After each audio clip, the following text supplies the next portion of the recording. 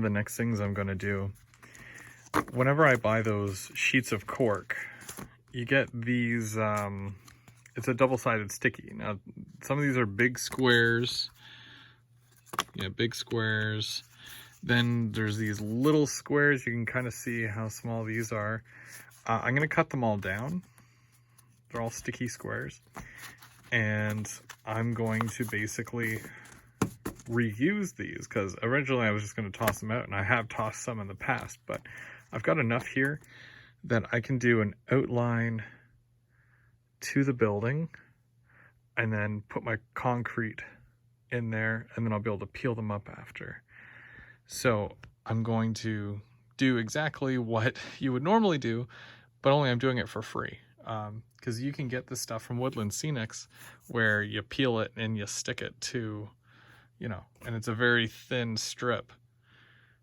So I'm saving myself the $12 or, you know, $22 or however much it costs for a couple of rolls of that sticky strip, and I'm gonna make my own, and I'm going to do the concrete pad under the building and get that all finished and completed, and that'll be one of my next projects. It's gonna be one of those day projects where, you know, you have to really take your time with it, but hopefully by the end of the month or next month, like next live, it'll be done. So remember how I was telling you about these little foam double-sided stickies here that I get with my cork? So I've already started. You can see I'll only use one side of the sticky to put down, and you know, just kind of tracing the outside edge of the building, because I'm doing only the inside edge of it. And I'm basically, well, I have to finish going right out to the wall there with that. But yeah, basically I'm just creating a perimeter to the actual building with it. I'm gonna have to do 2 layers because the foam itself, just like the other foam that you can get from Woodland Scenics, is only the same height as the ties. So in order to get the actual height that you need, you do need to double stack it so that it's to the top of the rail. So I'm going to be doing that all the way around, and then I'm going to tape it off as well, taping from maybe like halfway or 3/4 of the way out, so all this is covered and all the edging around is covered, and like this track is covered, just because it does tend to get a little bit messy. But we're going to be filling in the entire inside here, and we're going to smooth it out, make it nice and flat, and yeah, it's going to look like one giant concrete pad. Okay, so here's another pro tip for you here. Now I've done this a few other times, and I find it very helpful when I'm dealing with wires, especially lighting. The wires are very small, and the little plastic pieces that are on the end of the Woodland Scenics things, they tend to get stuck. So when I'm putting it through, it'll go through either an inch or ½ inch of foam, maybe some cork, wood, which is usually 3/4 inch as well. Maybe something else is down there. I don't know what's under this table anymore.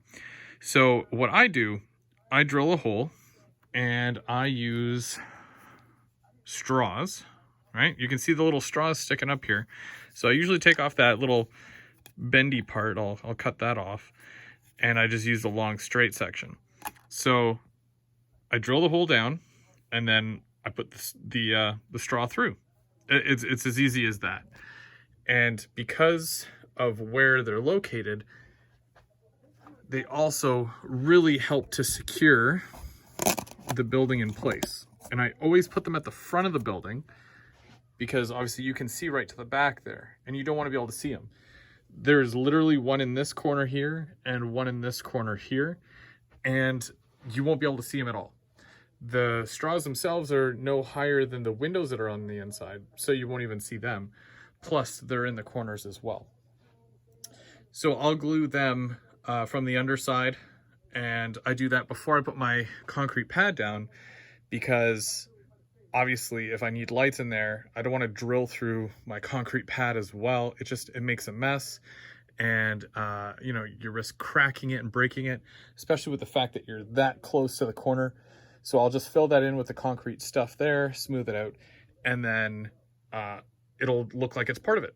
Now, once it is dry, I can always cut that down a little bit shorter, but I do like to give it a little bit of length. Just, you know, no particular reason, and just, you know, sticking up, and then I can run my wire right up to the roof there, and then you're done. That's your wiring. So now I've got this obviously all taped off here. There's one more thing that I need to do before I do the actual pad, and it's because the back of it actually goes where the backdrop drops, right? See that canal there? So I have to fill that in, and what I'm gonna do, I've got this extra 1-inch foam here, so I'm gonna cut just above that green line, because from the bottom to the green line is literally from the bottom here parallel with the rail. So that when I fill all this in, I take my flat edge and I go right like this, right along there, and it'll make it all nice and one height. I'm no concrete pouring guy, so that I really hate doing this. It's probably going to be the most botched job ever, but I'm really hoping for the best, even though most of it is going to be hidden anyways. And as you can see, I'm coming all the way out here, which again, all that's going to be, you know, concrete pad, but it's going to be hidden. Won't really matter too much, but I'm about ready to get that poured as soon as I finish sealing in that back part there, so we don't have any spillage in the little canal there. Okay, so this is generally what I use to do my concrete slabs. It's a pretty big bucket. It goes a long way, I find, and it's like $10, I believe, at Home Depot. That along with a giant, like a really wide spatula. Obviously, if you're doing like a wide area, not spatula, but smoothing tool, scrape. I don't know what you call those. But anyways, so basically started at one end, the bigger end down here, and yeah, basically I just fill it in. It's not perfect by any means, but generally most of it is pretty flat. Because that spatula thingy is really wide, I can basically span across the rails, and that's how I get it to the height of the rail, right across, and even in between the tracks as well. So it was packed down real nice.